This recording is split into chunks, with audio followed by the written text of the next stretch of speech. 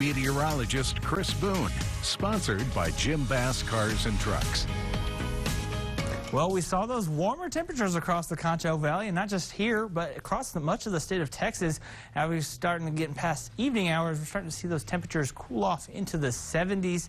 We did see some of those high clouds pass in from the north. Again, mostly high clouds passing in, otherwise mostly clear skies for much of the Lone Star State. That's because we've seen high pressure kind of settling in, and that's allowed us to warm up pretty nicely. That's why we saw those record temperatures earlier in the day. We got up to 86. Right now, about 10 degrees cooler, 76 in downtown San Angelo. Looking off towards the west again at a pretty nice sunset with some of those high clouds moving in. Southerly winds at 7 miles per hour. We'll expect those winds to continue to die down as we continue through the evening. 70s for much of the area. A pair of 7s in Coleman, 77 in Brady, Eden, Ballinger, as well as El Dorado and Sonora. So a popular number across the map.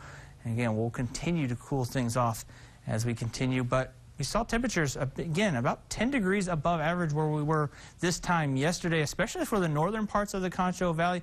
Down to the south, closer to I-10, only about 5 degrees warmer than what we saw yesterday. Tonight, temperatures will be dipping into the mid-50s, 55 and warm. We'll still see mostly clear skies, some of those high clouds passing, otherwise some light southwesterly winds. And then tomorrow, very similar to what we saw today. Again, the record for tomorrow is 84. We're expected to get 85, so another record possibly broken as we go into tomorrow afternoon. We could still see some of those high clouds, but otherwise mostly clear skies expected. And then we'll definitely see those winds picking up, gusting up to 30 miles per hour at times with those southwesterly winds, again, continuing to bring in that hot air as we go into the beginning of the week. Tuesday, that continues, and that's going to continue even into Wednesday as well with those southerly winds. Won't be until late Wednesday that we start to see a turning of the winds coming more out of the north.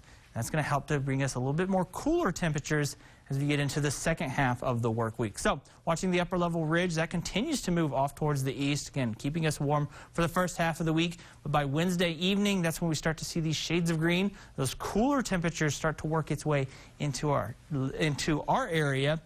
Again, as that front brings in those cooler temperatures, we'll look for a little bit more of a relief from temperatures closer to where they should be for this time of year, but still sets us up for a weather roller coaster. Again, 86 for our high today. We'll expect to get down into the mid-30s as we go into Thursday. So again, a big drop, nearly 50 degrees just in the span of a couple of days. That's all because of that cold front that comes through late on Wednesday.